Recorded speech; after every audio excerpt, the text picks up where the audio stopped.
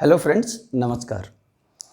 General awareness जो हमारा part है उसमें हमने पहला वीडियो जो बनाया था, उस वीडियो में हमने इंडियन पॉलिटी में एक टॉपिक किया था कि इंडियन कॉन्स्टिट्यूशन यानी भारतीय संविधान का इतिहास क्या था। यानी भारतीय संविधान जब 1950 में लागू हुआ और 1946 में बनना शुरू हुआ था, लेकिन उसका इतिहास क्या रहा था।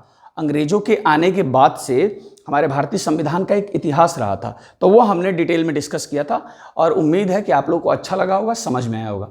आज हम क्या करते हैं कि जनरल अवेयरनेस के अंतर्गत साइंस का एक टॉपिक उठाते हैं। साइंस में फिजिक्स का हम एक टॉपिक उठाते हैं जो बहुत ही ज़्यादा इंपॉर्टेंट है रेलवे के पॉइंट ऑफ व्यू से, जिसमें हम स्केलर क्वांटिटी, वेक्टर क्वांटिटी और मोशन से रिलेटेड चीज़ों को समझेंगे, है ना, गति से संबंधित चीज़ों को समझेंगे। ठीक है, तो स्टार्ट करते हैं स्केलर और वेक्टर क्वांटिटी से, है ना।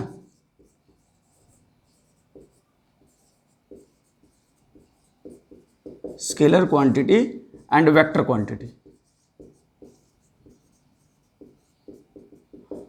स्केलर क्वांटिटी को कहते हैं अदिश राशियां और वेक्टर क्वांटिटी को सदिश राशियां कहते हैं, है ना।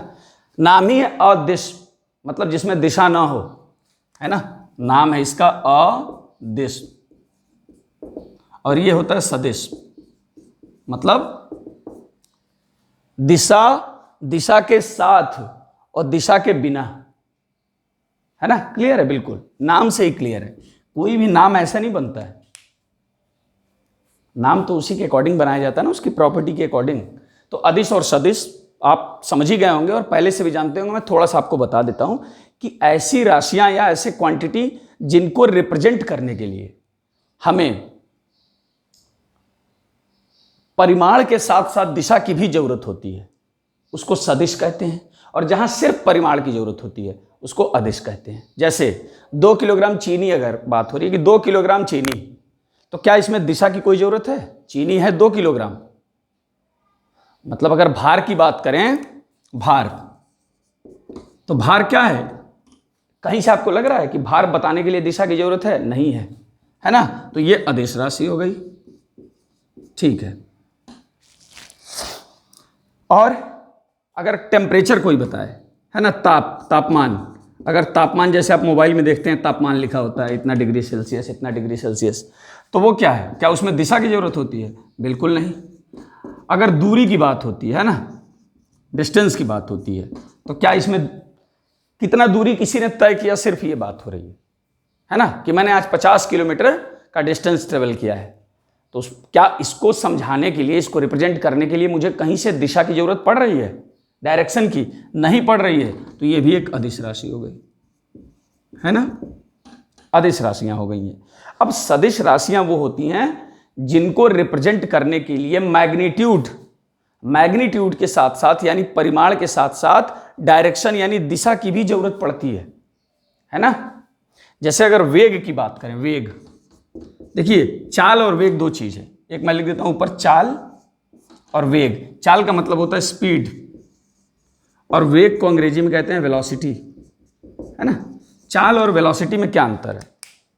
चाल और वेलोसिटी इस जो मैं टॉपिक आज लेने वाला हूं उसके लिए भी बहुत इंपॉर्टेंट है समझना, चाल क्या है और वेलोसिटी क्या है। तो देखिए, चाल को हम बताएं अगर कि स्पीड है 40 किलोमीटर पर आवर, तो इसमें दिशा की जरूरत नहीं है। 40 किलोमीटर पर आवर बताने में दिशा की जरूरत नहीं है। लेकिन अगर आप वेलोसिटी बताएंगे तो 40 किलोमीटर पर आवर के साथ साथ आपको डायरेक्शन भी बताना पड़ेगा कि नॉर्थ है कि साउथ है कि अपवर्ड डायरेक्शन है कि डाउनवर्ड डायरेक्शन है कि ईस्ट है कि वेस्ट है, जो भी डायरेक्शन है। डायरेक्शन अगर आप स्पेसिफाई नहीं करते हैं तो समझो कि वेलोसिटी आपने नहीं बताया है ना। सिर्फ अगर आप चाल बताएंगे, अगर आप सिर्फ 40 किलोमीटर पर आवर कह रहे हैं तो इसका मतलब आप स्पीड बता रहे हैं। अब देखिए, तो दोनों में अंतर क्या है कि वेग में क्या चाहिए? चाल तो है ही, चाल प्लस दिशा भी है। जब चाल और दिशा दोनों को हम एक साथ बताते हैं तो उसी को वेग कहते हैं, है ना। चाल को जब दिशा के साथ बताया जाता है तो उसको क्या कहते हैं? वेग कहते हैं, ठीक है ना। तो ये स्केलर और वेक्टर क्वांटिटी का थोड़ा सा एक इंट्रोडक्शन था। उम्मीद है कि ये चीज आपके समझ में आई। और अब जो हम देखेंगे वो देखेंगे रेस्ट और मोशन, है ना, कि मतलब कोई ऑब्जेक्ट है वो जब गति कर रहा है, और एक है जो रुका हुआ है। ठीक है ना। तो मैं क्या बता रहा हूं, रेस्ट में है कोई ऑब्जेक्ट जब रुका हुआ है, रेस्ट में है, और एक ऑब्जेक्ट जब मोशन कर रहा है, तो दोनों को कैसे हम डिफाइन करेंगे, कैसे समझेंगे, है ना। रेस्ट कहते हैं यानी रुका हुआ है, और मोशन यानी कि जब वो गति। तो रेस्ट क्या हो गया, उसको रुका हुआ है यानी विराम अवस्था में, विरामावस्था में है, और मोशन मतलब गति की अवस्था में है।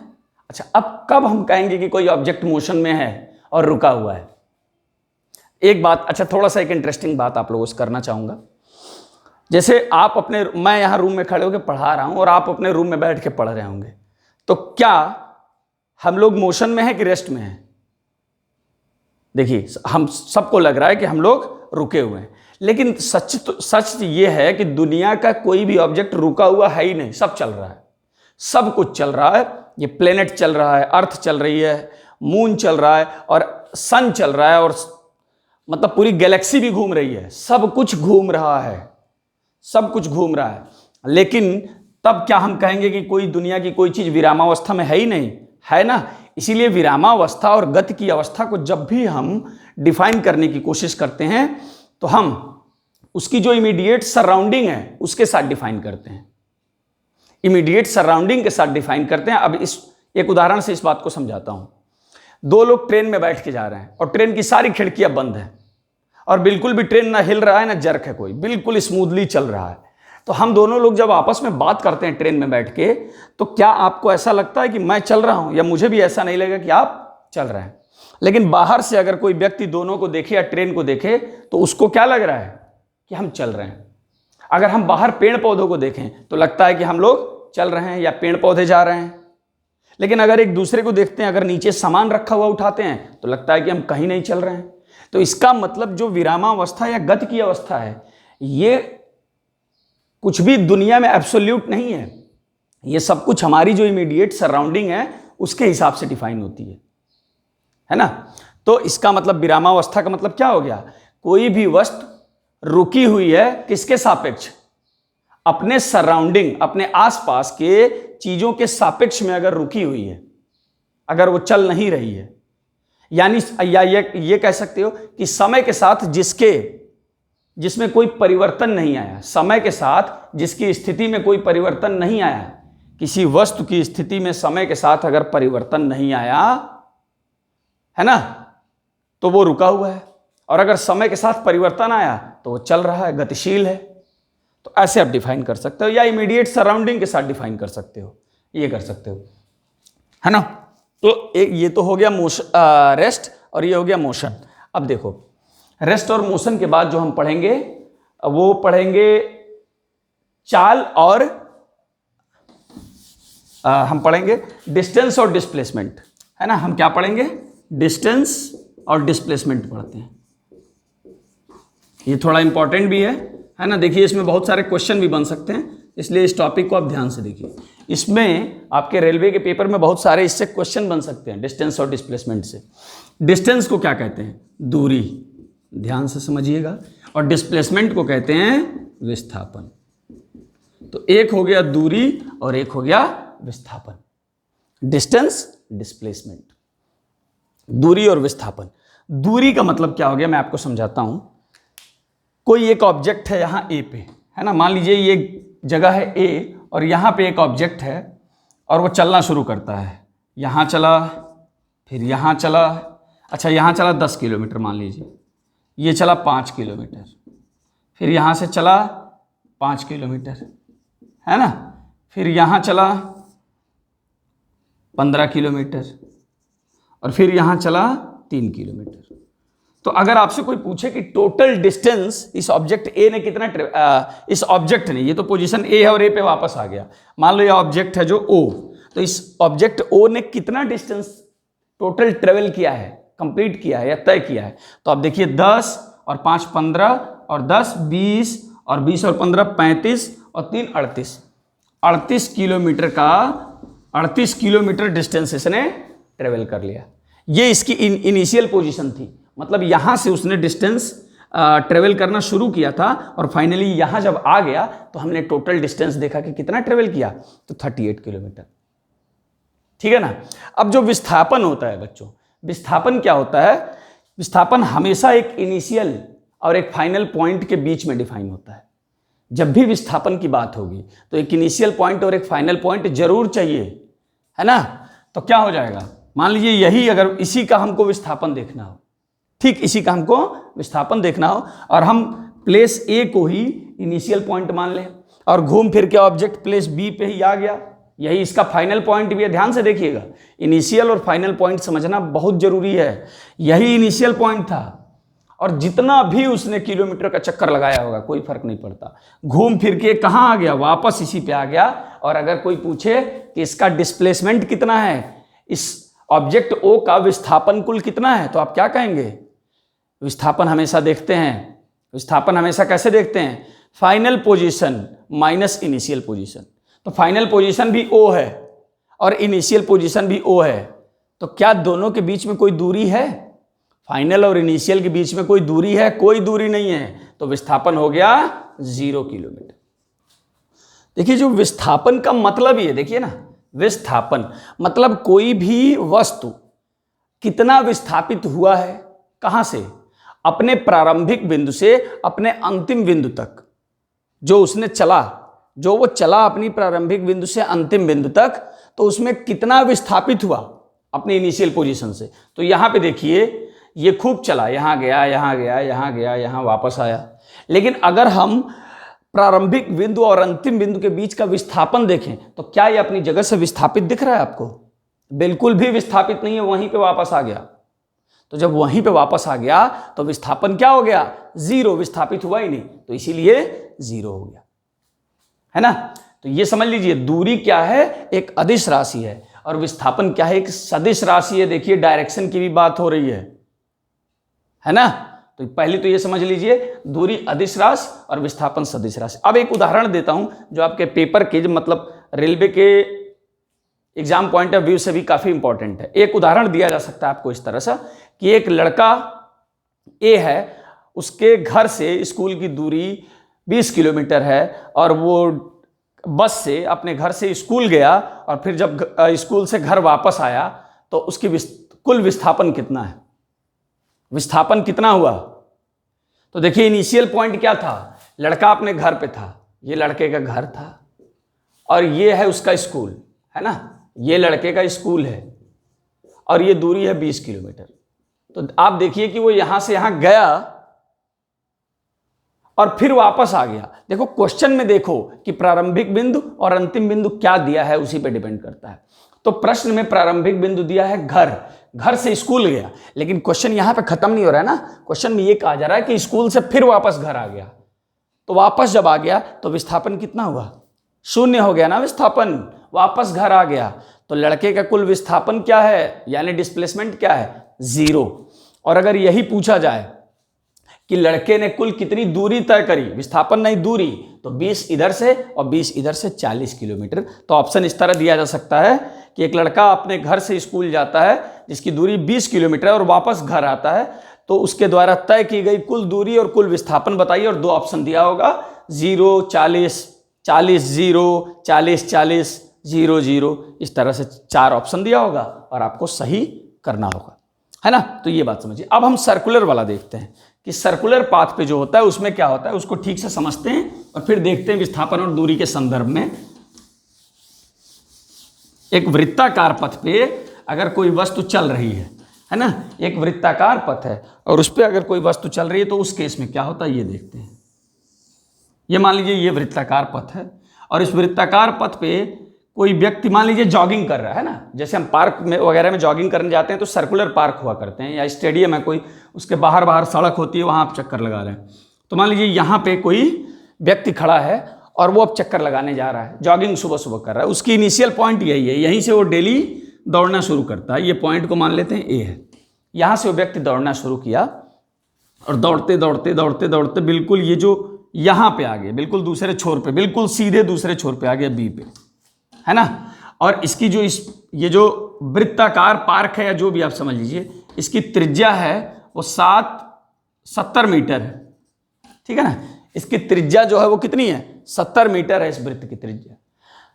तो अगर आपसे पूछा जाए कि उसने कितनी दूरी तय की आधे में, कितनी दूरी तय की आधे में, है ना, तो आप दूरी के लिए क्या करते हैं, आप बताओ। वृत्ताकार पथ पे पूरा अगर कोई एक चक्कर लगाता है, समझिएगा, वृत्ताकार पथ पे अगर कोई पूरा एक चक्कर कंप्लीट करता है तो तय की गई दूरी क्या होती है, एक चक्कर का मतलब इसका जो सरकमफेरेंस होता है, वृत्त का जो सरकमफेरेंस होता है ना, मतलब पूरा एक चक्कर, जिसका फॉर्मूला होता है 2πr, 2π इंटू त्रिज्या, वृत्त की त्रिज्या, r मतलब रेडियस, 2πr इसका फॉर्मूला होता है किसका, सरकमफेरेंस का। ठीक है ना बच्चों। तो जब पूरा एक चक्कर में 2πr, तो आधे चक्कर में कितना, 2πr को 2 से भाग दे दो तो πr, आधे चक्कर का मतलब कितना हो गया, πr। तो पाई की वैल्यू होती है 22/7 और r हो गया 70, इसको 10 से भाग दे दो, 7 से भाग दो, 10 आ गया, 220 मीटर। मतलब जब उसने आधा चक्कर लगाया ए से बी तक, जो उसने दूरी तय करी है, ध्यान देना बच्चों, ए से बी तक जो उसने दूरी तय करी है, मैं यही बात आपको समझाना चाह रहा हूं, एकदम ध्यान से सुनिएगा। जो उसने दूरी तय करी वो ये तय करी, और ये कितना आ गया, 220 मीटर। लेकिन अगर यही आपसे पूछा जाए कि ए से बी तक का विस्थापन कितना है, ध्यान देना, अब विस्थापन की एक नई बात आपको बता रहा हूं। ए से बी तक का अगर विस्थापन पूछा जाए तो मैंने क्या आपसे कहा है कि इनिशियल पॉइंट और फाइनल पॉइंट के बीच में कितना डिस्प्लेस हुआ कोई ऑब्जेक्ट, मतलब फाइनल से इनिशियल के बीच की दूरी, है ना। तो इसको विस्थापन को ऐसे लिखेंगे, ए बी, और एरो ऐसे लगाते हैं क्योंकि एक वेक्टर क्वांटिटी है। ए बी, ए से बी तक, ए से बी तक के विस्थापन को ए बी और एरो लगा देते हैं ऊपर। एरो इसलिए लगाते हैं क्योंकि एक सदिश राशि है, ये वेक्टर क्वांटिटी है। अब एक और बात ध्यान दो, विस्थापन में क्या होता है ना, शॉर्टेस्ट डिस्टेंस होता है, शॉर्टेस्ट डिस्टेंस। विस्थापन में हमेशा घूम फिर के नहीं होता है। मैंने क्या कहा, एक सदिश राशि है और हमेशा विस्थापन जो होता है एक सीधी रेखा में होता है। ध्यान दीजिएगा, विस्थापन हमेशा एक डायरेक्शन में होगा, डायरेक्शन चेंज हो गया तो विस्थापन हुआ ही नहीं। डायरेक्शन अगर बदल गया तो विस्थापन कहाँ हुआ, तो डायरेक्शन नहीं बदलना चाहिए विस्थापन में, एक दिशा में होना चाहिए, और यहाँ पे डायरेक्शन बदल रहा है, अभी समझा रहा हूं। तो शॉर्टेस्ट पाथ मतलब एकदम एक इनिशियल पॉइंट को और फाइनल पॉइंट को एक सीधी रेखा से आप मिला दीजिए। डिस्प्लेसमेंट जब भी आपको निकालना हो तो आप क्या करिएगा, इनिशियल पॉइंट और फाइनल पॉइंट को एक सीधी रेखा से मिला दीजिएगा। तो मैं एक सीधी रेखा से मिला देता हूं, ये सेंटर है। तो बताओ इसको क्या कहते हैं, वृत्त में ये जो सीधी रेखा जो सेंटर से होकर निकली है ए से बी तक, इसको क्या कहते हैं, इसको कहते हैं वृत्त का व्यास, इसको कहते हैं वृत्त का व्यास। और ये त्रिज्या का 2 गुना होता है, और त्रिज्या है 70, तो व्यास क्या हो जाएगा, 2 × 70 और 140 मीटर। तो आप देखो जो डिस्प्लेसमेंट हुआ वो 140 मीटर आ गया, और जो उसने डिस्टेंस तय किया वो 220 मीटर है। तो ये क्वेश्चन इंपॉर्टेंट हो सकता है आपके लिए कि ऐसा ही एक बना के दे दिया गया होगा, और ये पॉइंट ए पॉइंट बी एक व्यास बना दिया गया होगा, और कहा गया होगा कि कोई भी व्यक्ति जो ए से बी तक पहुंचा है उसके द्वारा तय की गई दूरी और विस्थापन बताइए, कितनी दूरी तय करी है और कितना विस्थापन तय करा है। एक बहुत ही शानदार प्रश्न होगा ये, तो इसलिए आपको समझना जरूरी है कि जब दूरी की बात होती है तो वो क्या है और विस्थापन क्या है। विस्थापन हमेशा इनिशियल और फाइनल पॉइंट के को एक स्ट्रेट लाइन से मिलाइए और वो दूरी निकालने का प्रयास करिए। तो हमने स्ट्रेट लाइन से मिलाया, अब हम दूरी कैसे निकाल पाए, क्योंकि ये जो एक स्ट्रेट लाइन यानी ये जो सीधी रेखा बनी ये वृत्त का व्यास हो गया, और व्यास हमको पता है कि त्रिज्या का 2 गुना होता है, तो इसलिए हमने 2 से गुणा करके और 140 मीटर हमें मिला। तो ये हो गया डिस्प्लेसमेंट ए से बी तक, ये हो गया कितना 140 मीटर, और दूरी तो उसने ये तय करी है ना। अब देखिए जरा मैं आपको दूरी और विस्थापन में एक सर्कुलर में एक और कॉन्सेप्ट बताना चाहता हूं, आप उस पर ध्यान दीजिए, है ना। जब भी सर्कल बनता है तो विस्थापन और दूरी जो होता है वो क्या होता है, 1 मिनट देखते हैं कैसे होता है।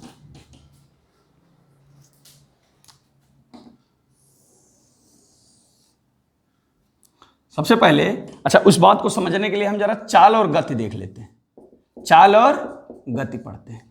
चाल क्या होता है और गति क्या होता है, देखिए। चाल एक अदिश राशि है। चाल एक, अभी मैंने पहले ही आपको बताया था कि चाल क्या है बच्चों, एक अदिश राशि है। मतलब चाल क्या हो गया, अदिश, और ये गति नहीं है, ये वेग है ना, समझिएगा।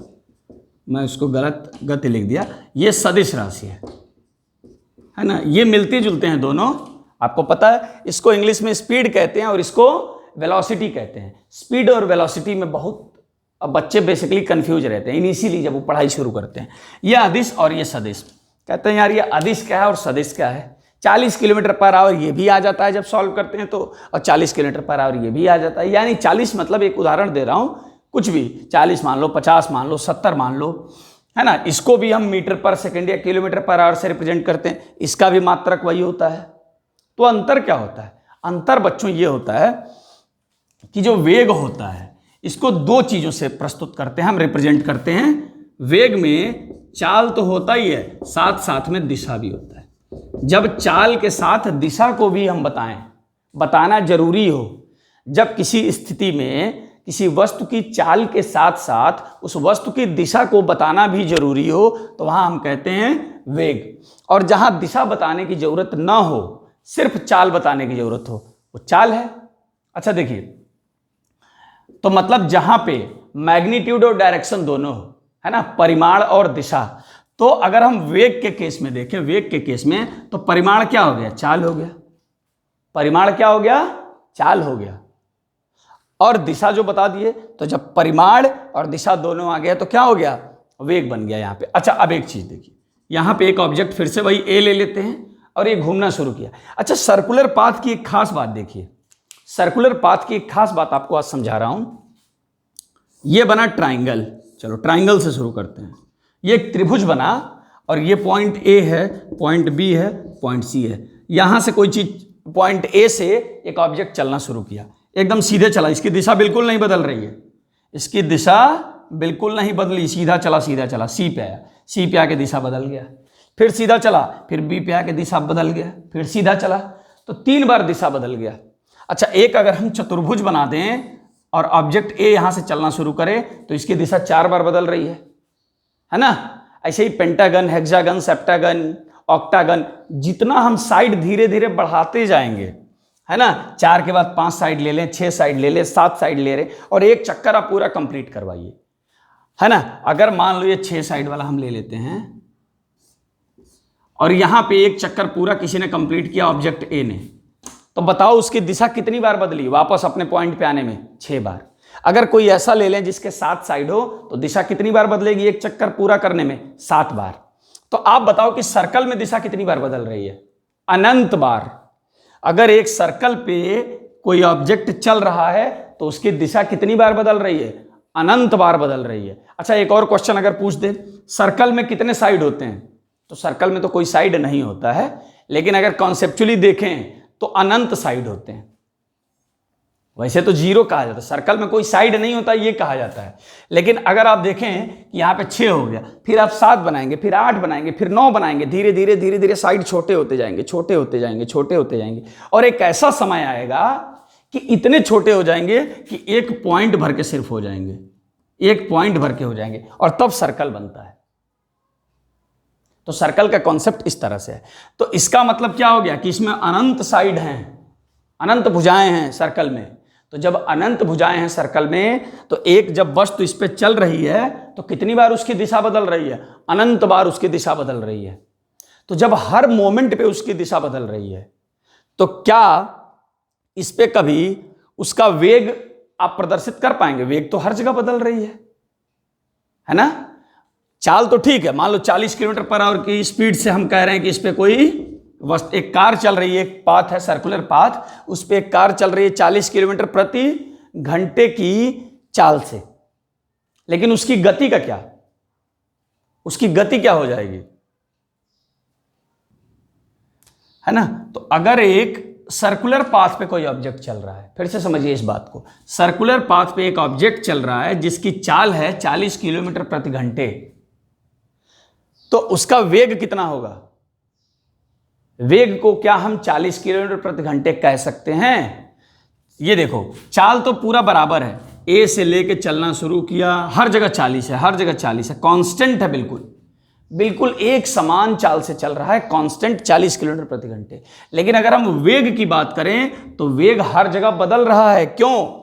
क्यों बदल रहा है? क्योंकि अभी मैंने आपको बताया कि वेग क्या होता है, चाल और दिशा दोनों को मिला के कहा जाता है।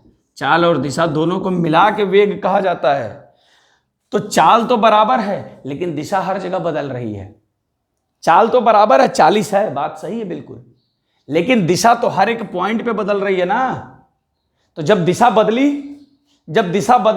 तो वेग बदल गया, क्योंकि वेग को रिप्रेजेंट करने के लिए चाल और दिशा दोनों चाहिए। तो जब जो ही दिशा बदला वेग बदल गया। तो इसका मतलब पूछा जा सकता है कि अगर एक सर्कुलर पाथ पे एक ऑब्जेक्ट चल रहा है तो क्या कांस्टेंट है और क्या वेरिएबल है, क्या बदल रहा है ना, और क्या नहीं बदल रहा है। तो आपको बताना है कि चाल नहीं बदलेगा लेकिन जो है वेग बदलता रहेगा। वेग एक समान नहीं है, असमान वेग से चल रहा है। भले ही वो 40 किलोमीटर प्रति घंटे चल रहा है लेकिन वेग को हम क्या कहेंगे, असमान वेग से वो चल रहा है।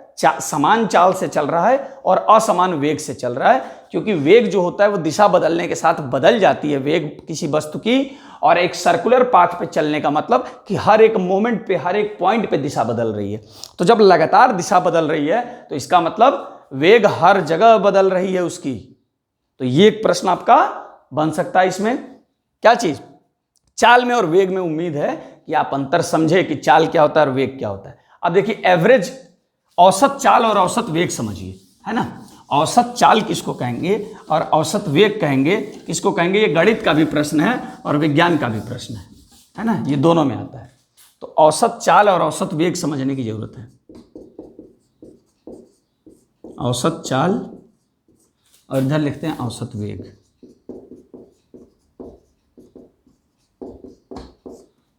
है ना। देखिए औसत चाल जो होता है, कुल तय की गई दूरी, लिख देता हूं फॉर्मूला यहां पे, कुल तय की गई दूरी, कुल तय की गई दूरी बटे कुल लगा समय, कुल लगा समय। अब वेग को हम किससे, जैसे देखिए, जैसे चाल को दूरी से हमने डिफाइन किया, डिस्टेंस से, स्पीड को डिस्टेंस से, वैसे ही वेग का मतलब क्या हो गया, इसको एवरेज वेलोसिटी कहेंगे। औसत वेग को कहते हैं अंग्रेजी में एवरेज वेलोसिटी। तो वैसे ही एवरेज वेलोसिटी को हम किससे रिप्रेजेंट करते हैं, डिस्प्लेसमेंट से, टोटल डिस्प्लेसमेंट। यहां पे लिखेंगे कुल विस्थापन, कुल विस्थापन यानी टोटल डिस्प्लेसमेंट, है ना, टोटल डिस्प्लेसमेंट। और अपॉन कुल समय यानी टोटल टाइम, कुल समय यानी यहां पे क्या हो गया, टोटल टाइम, है ना। और ये कुल तय की गई दूरी, कुल तय की गई दूरी को अंग्रेजी में क्या कहेंगे, टोटल डिस्टेंस ट्रेवल्ड, और अपॉन टोटल टाइम। तो अब जैसे अभी मैंने आपको दूरी और विस्थापन में अंतर बता दिया है, मैंने आपको दूरी और विस्थापन में अंतर बता दिया है। तो चलो इसी ट्राइंगुलर एक पाथ का उदाहरण लेके देखते हैं। दोनों जगह पे ये ए पॉइंट है, ये बी पॉइंट है और ये सी पॉइंट है, और यहां से पॉइंट ए पे एक ऑब्जेक्ट है ओ, और ये चलना शुरू करता है ना, ये इसकी डायरेक्शन है, ठीक है। ए से बी तक आया और ए से बी के बीच की दूरी 10 किलोमीटर है, और ये भी 10 किलोमीटर है, और ये भी 10 किलोमीटर है, ठीक है ना। तो ए से बी 10 पे आया, दिशा बदली बी से सी की तरफ, फिर 10 चला, 10 10 20 हो गया सी तक पहुंचते पहुंचते, और जब सी से ए तक पहुंचा तो 10 और, यानी टोटल डिस्टेंस उसने कितना ट्रेवल कर लिया, 30 किलोमीटर का टोटल डिस्टेंस ट्रेवल कर लिया। और मान लो एक बराबर चाल से चल रहा है ना, तो उसको लगा कितना, यहां पे लगा 1/4 आवर्स, मान लो 1/4 आवर्स का मतलब कितना हो गया, 1/3 आवर्स, मान लो 20 मिनट। यहां लगा उसको 20 मिनट, यहां लगा 20 मिनट, और यहां लगा 20 मिनट, तो टोटल कितना टाइम लगा। 20 मिनट को अगर आप घंटे में कन्वर्ट करेंगे तो कितना हो जाएगा, 60 से डिवाइड कर दीजिए। 20 मिनट को घंटे में कन्वर्ट करना है तो 60 से डिवाइड करिए, तो 1/3 घंटा। तो 1/3 यहाँ, 1/3 आवर्स, प्लस 1/3 आवर्स यहाँ, और प्लस 1/3 आवर्स यहाँ, है ना। तो इसका औसत चाल निकाल के देखिए कितना आएगा, 30 और बटे 3/3 मतलब 1, 30 किलोमीटर प्रति घंटा औसत चाल आ गई। औसत चाल कितनी आ गई, इस त्रिभुज पे चलते चलते उसकी औसत चाल कितनी आ गई जब वो वापस ए पे आया? तो 30 किलोमीटर प्रति घंटे की औसत चाल से उसने पूरी दूरी 30 किलोमीटर की तय कर ली। ठीक है ना, मतलब पूरा 1 घंटा लगा इसको, तभी तो एवरेज क्या आ गया? 30 किलोमीटर। अब औसत वेग इसी सेम सिचुएशन में औसत वेग निकालते हैं। औसत वेग हम इसी सिचुएशन में निकालेंगे। अब देखिए आप, कुल विस्थापन हमें देखना है भाई, कुल विस्थापन। अब आप बताओ, मैंने विस्थापन क्या बताया था? जब भी विस्थापन निकालना हो, इनिशियल पॉइंट और फाइनल पॉइंट के बीच में देखते हैं कितना शॉर्टेस्ट पाथ है। शॉर्टेस्ट पाथ एक स्ट्रेट लाइन। तो आप बताओ, इनिशियल भी यही और फाइनल भी यही, तो क्या यहां पे आप कोई एक स्ट्रेट लाइन बनाओगे तो क्या दूरी होगी? यही एक पॉइंट है और अगला पॉइंट भी इसी पे आ गया, तो दोनों पॉइंट को मिलाने वाली रेखा कितनी लंबी होगी? 0 होगी। दोनों बिंदुओं को मिलाने वाली रेखा कितनी लंबी होगी? 0 होगी। तो भाई कुल विस्थापन कितना हो गया इस केस में? 0 किलोमीटर का विस्थापन हो गया। और टाइम कितना भी लिया हो, चलो टाइम तो उसने उतना ही लिया ना, 1 घंटे टाइम लिया ना, टाइम तो 1 घंटे लिया, लेकिन विस्थापन क्या हो गया? 0। विस्थापन 0 हो गया। तो जब विस्थापन 0 हो गया तो औसत वेग आ गया 0 किलोमीटर प्रति घंटा। लो, अब देखो सेम सिचुएशन था दोनों में सेम सिचुएशन था। यही प्रश्न ठीक यही बना के पेपर में और एक प्रश्न पूछ देगा कि औसत वेग बताइए। तय की गई दूरी में पॉइंट ए से पॉइंट ए तक एक वस्तु पहुंच जाता है और उसकी चाल, चलो तुमको स्पीड भी दे दे, हम कह रहे टाइम दे दिया कि टोटल जो उसको समय लगा ए से ए तक पहुंचने में वापस, वो 1 घंटे लगे। तो अब बताइए कि औसत वेग कितना है?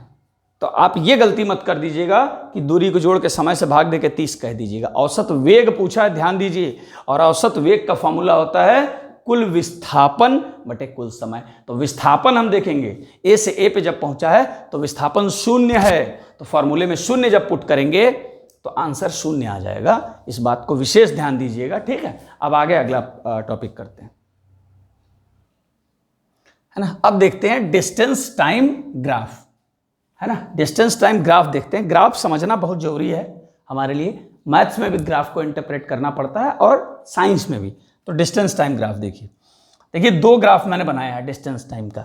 एक के नीचे लिखा है एक समान चाल और दूसरा लिखा है असमान चाल। और अब ग्राफ में अंतर देखिए, ये एक समान चाल को प्रदर्शित कर रहा है ये ग्राफ, और ये ग्राफ असमान चाल को प्रदर्शित कर रहा है ना। तो आपको सबसे बेसिक अंतर दिख गया होगा ग्राफ में कि यहाँ पे एक सीधी रेखा बनी हुई है और यहाँ पे एक वक्र रेखा जिसको कर्व लाइन कहते हैं, कर्व लाइन बनी हुई है, और यहाँ पे स्ट्रेट लाइन बनी हुई है। इसका मतलब अगर जो है दूरी समय के ग्राफ में, अगर आपको दूरी समय यानी डिस्टेंस टाइम के ग्राफ में सीधी रेखा दिखती है तो समझ जाइए कि एक समान चाल के लिए है। और अगर आपको डिस्टेंस टाइम ग्राफ में वक्र रेखा दिख जाए कहीं भी, है ना, पेपर में ग्राफ ये दे के पूछा जा सकता है कि यह किस तरह के चाल को प्रदर्शित करता है, एक समान चाल या असमान चाल, और भी ऑप्शन हो सकते हैं। तो आप बस इतना याद रखिए कि जब भी दूरी और समय का ग्राफ होगा और अगर आपको वक्र रेखा दिखती है, सीधी रेखा नहीं दिखती है, तो वो असमान चाल के लिए होगी, और अगर सीधी रेखा दिखती है दूरी और समय के ग्राफ में तो वो समान चाल को प्रदर्शित करती है। ये बात याद रखिएगा। अच्छा, एक बात और याद रखिए कि जब भी किसी भी ग्राफ में समय हो एक, जैसे यहां पे क्या हो गया दूरी समय, ऐसे ही अगला हो सकता है विस्थापन समय, फिर गति और समय, तमाम तरह के ग्राफ होते हैं। लेकिन अगर समय हो तो एक्स एक्सिस, मतलब ये जो हमारा हॉरिजॉन्टल एक्सिस है, एक्स एक्सिस, इस पे हम समय को ही प्रदर्शित करते हैं। देखो यहां भी एक्स एक्सिस पे समय को प्रदर्शित किए और वाई एक्सिस पे दूरी को, और यहां भी वाई एक्सिस पे दूरी को। ग्राफ आपको जब भी इंटरप्रेट करना हो तो हमेशा देखा जाता है कि पहले एक्सिस पे किस चीज को हमने रिप्रेजेंट किया, किस क्वांटिटी को रिप्रेजेंट किया है, तो समय को किया है एक्स पे, दूसरी पे दूरी को किया है। दूसरा, अब यूनिट देखो, है ना, मात्रक देखो, समय है सेकंड में और दूरी है मीटर में, तो मतलब जो चाल निकल के आएगी वो किस में निकल के आएगी, मीटर पर सेकंड में। और यहां से अगर आपको कोई चाल निकालने के लिए कहे वो भी मीटर पर सेकंड में निकल के आएगा। लेकिन यहां पे एक समान चाल नहीं है, एक समान चाल नहीं प्रदर्शित कर रहा है। एक समान चाल और समान चाल कब होता है बताओ, समान चाल हम कब कहते हैं? आप सब जानते हैं, सुनिए, आप शब्द सुनिए, एक समान चाल का कब कहेंगे? बराबर समय में अगर बराबर दूरी तय की जाए। अगर कोई वस्तु बराबर समय में बराबर दूरी तय कर रहा है तो उस वस्तु के चाल को एक समान चाल कहा जा सकता है। जैसे 10 मिनट में अगर वो 10 किलोमीटर चलता है और अगले 10 मिनट में भी वो 10 किलोमीटर चलता है और अगले 10 मिनट में भी वो 10 किलोमीटर चलता है, तो मैंने क्या कहा था? समान समय में मतलब हर 10 मिनट में समान दूरी मतलब 10-10 किलोमीटर। ये 10 उदाहरण है, सिर्फ यूनिवर्सली कांस्टेंट नहीं है 10, ये है ना। मतलब बस ये समझ लो कि समान समय में अगर समान दूरी तय करता है तो उसको हम क्या कहेंगे? एक समान चाल।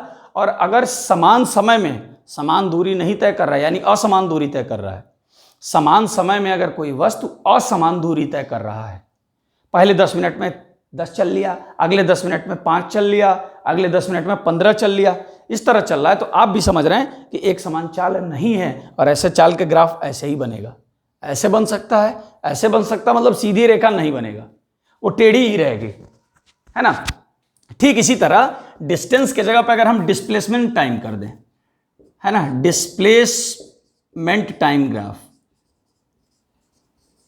डिस्टेंस मतलब दूरी और डिस्प्लेसमेंट मतलब विस्थापन, तो बस दूरी की जगह पे विस्थापन समय चाल हो गया, है ना, विस्थापन और विस्थापन समय ग्राफ हो गया।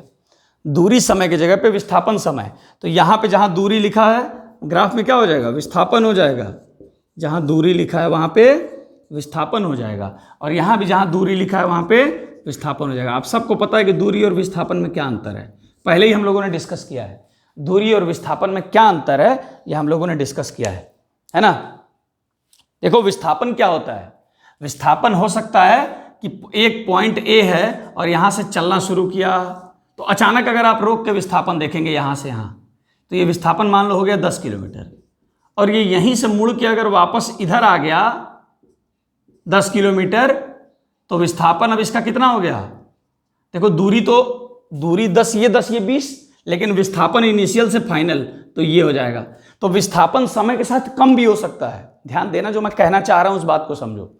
विस्थापन समय के साथ कम भी हो सकता है, पर दूरी, तय की गई दूरी समय के साथ कम नहीं होगी। अगर वस्तु चल रही है, मान लो अगर आप रुक भी गए तो कम तो नहीं हो जाएगी ना। दूरी आपने 40 तय कर लिया तो ये तो नहीं होगा कि अब आपकी तय की गई दूरी 30 हो गई, हो सकता है 50 ना हो पर 40 ही रहे, लेकिन कम तो नहीं होगी। विस्थापन समय के साथ कम भी हो सकता है। तो एक बात समझिए, विस्थापन का ग्राफ ऐसे भी बन सकता है कि ऐसे गई और फिर ऐसे वापस आ गई, ये विस्थापन है। तो पहले तो विस्थापन बढ़ा, ये एक्सिस विस्थापन को प्रदर्शित कर रहा है, ये वाई एक्सिस अगर विस्थापन को प्रदर्शित कर रहा है तो देखिए पहले विस्थापन बढ़ी एक टाइम तक, और इसके बाद विस्थापन कम होके और 0 पे आ गई, ये समय को प्रदर्शित कर रहा है। तो आप ये समझिए कि विस्थापन तो नीचे की तरफ आ सकता है, नेगेटिव हो सकता है। इसको नेगेटिव, ये नेगेटिव हो गया ना दूरी, नेगेटिव दूरी का मतलब विस्थापन कम होने लगा, विस्थापन कम होने लगा। लेकिन कभी दूरी में नहीं होगा, विस्थापन में नीचे की तरफ आएगा, लेकिन तय की गई दूरी कभी नीचे की तरफ ग्राफ नहीं आएगा, ये बात समझिएगा, ठीक है।